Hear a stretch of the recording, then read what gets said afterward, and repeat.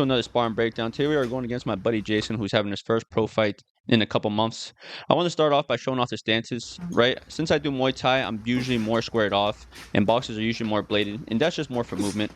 Muay Thai, you want to be more square so you can check kicks off that back leg. But here we are, right? We're just trying to get some spacing, trying to get some work.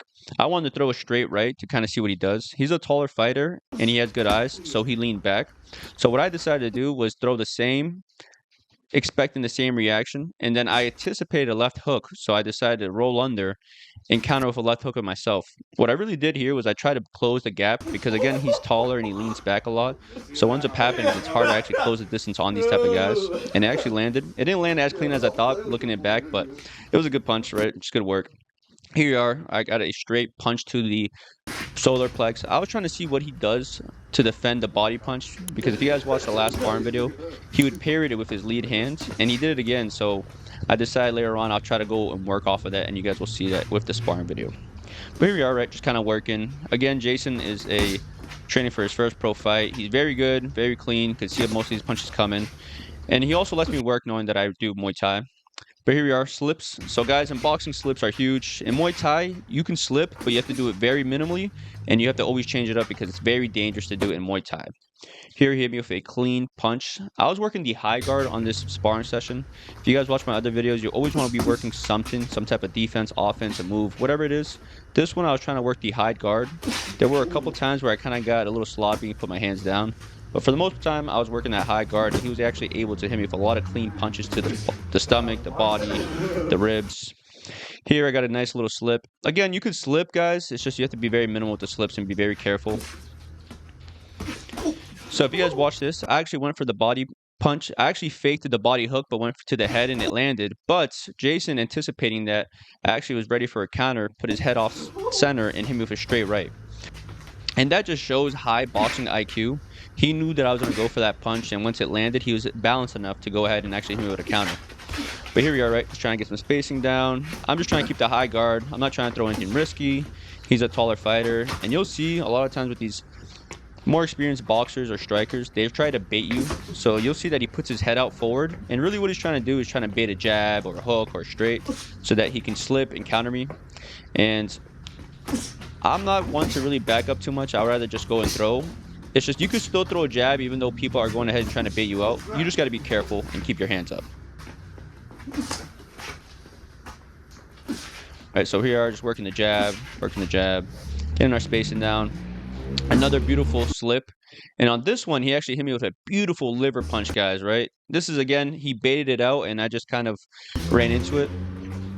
But here we are, right? Just getting some more work in. It's always good getting some work in with Jason, man. He knows how to train properly, how not to work too hard. If you guys can see, we're obviously training on concrete, but we're trying to make sure we're not hitting each other hard enough to, put anyone down. Obviously, would I recommend this to anybody else? Probably not. But guys, sometimes when you just want to train, you just put the gloves on, you train anywhere you want to go train.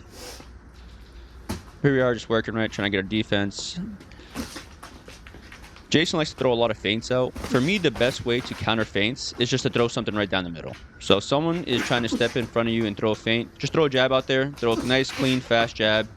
And don't let the feints bother you too much, all right? Because a lot of times the feints, all they're trying to do is pretty much catch a reaction out of you.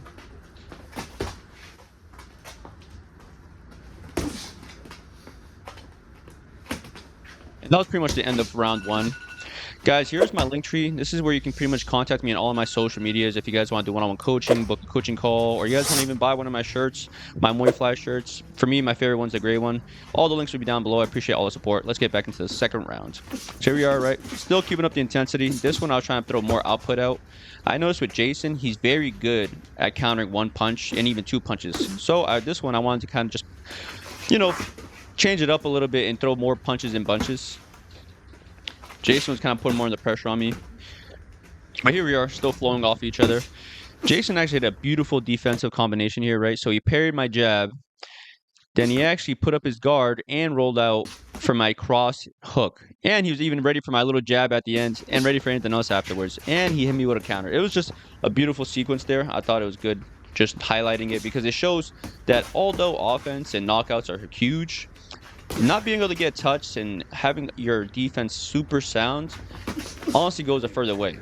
Because I'll tell you right now, after throwing a 6-punch combination, I was a little tired. So here we are, right? Still working against the spacing. Jason just working. And he's a southpaw, guys. Southpaws, I will say, are very difficult. But this is a trick I like to do with a lot of southpaws. I like to trap that lead leg, that lead hand, and do a jab in. Jason just kind of knows a little of my tricks, so he was actually able to move out the way and circle off. But if you guys are ever facing a southpaw, try it out. You know, you just trap that lead hand and throw a jab into it.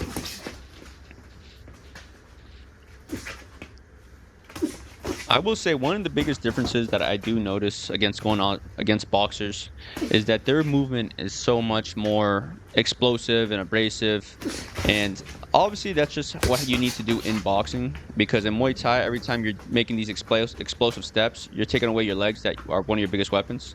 But it's just cool to see that you know, different martial arts have different techniques. Here's a beautiful slip from Jason, right? Another outside slip. It was very difficult to even try to touch him. And the closer he gets to the fight, the sharper he's been getting.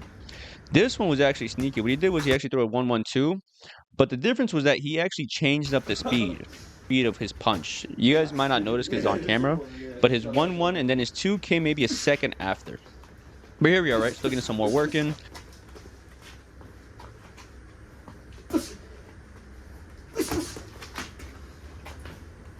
I actually slipped this punch inside perfectly, and then I try to counter with a long uppercut.